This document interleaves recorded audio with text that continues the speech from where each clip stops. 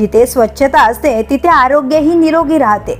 याच विचारातून मुंबई अधिक स्वच्छ, सुंदर आणि निरोगी बनवण्यासाठी मुंबई महानगरपालिका आयुक्त अश्विनी भिडे यांनी घनकचरा व्यवस्थापन विभागावर विशेष लक्ष केंद्रित केले आहे.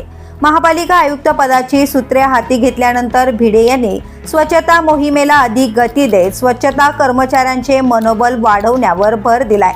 मुंबईतील रस्ते, चौक आणि सार्वजनिक परिसर अधिक स्वच्छ राहावेत, कचरा साचणाऱ्या ठिकाणांचे समूळ उच्चाटन व्हावे आणि आधुनिक यंत्रसामुग्रीसह उपलब्ध मनुष्यबळाचा प्रभावी वापर व्हावा, यासाठी त्या सातत्याने सूचना देत आहेत. याच्या पार्श्वभूमीवर बुधवारी सकाळी आयुक्त अश्विनी भिडे यांनी विक्रोळी पूर्व येथील कन्नमवार नगरमधील स्वच्छता कामगारांच्या चौकीला अचानक भेट दिली.